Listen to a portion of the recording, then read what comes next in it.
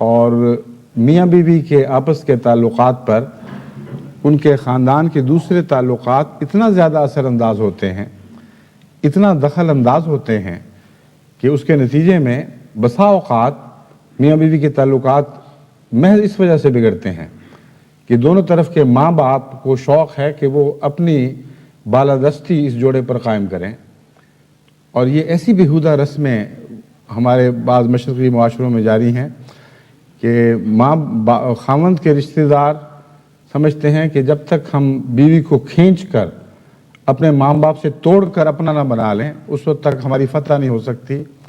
ہمارا بچہ تسکین نہیں پا سکتا۔ اور بعض صورتوں میں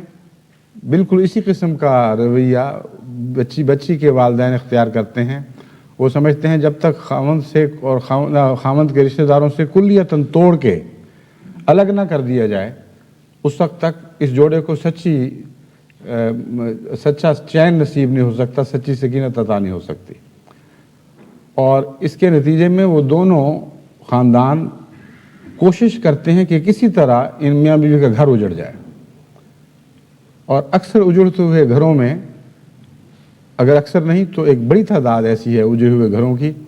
جن میں ماں باپ کا قصور ہے، جو دونوں طرف کے ماں باپ ہیں، لیکن زیادہ تر میں نے یہ قصور دلہا کے ماں باپ میں دیکھا ہے اور نسبتاً کم بچی کے ماں باپ میں، کیونکہ بچی تو پرائی ہوتی ہے، وہ جب رخصت کر دی جائے تو اس پر اس کے اوپر اتنا اثر اور اختیار نہیں رہا کرتا، لیکن بیٹا تو اپنا رہتا ہے ہمیشہ۔ اور عموماً وہ ممالک جن میں اقتصادی لحاظ سے پوری ابھی ترقی نہیں ہوئی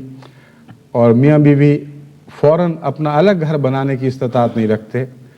تو وہ بیوی بہرحال اپنے خاوند کے ماحول میں اس کی ماں باپ کے رحم و کرم پر، اس کی بہنوں کے رحم و کرم پر زندگی گزارتی ہے۔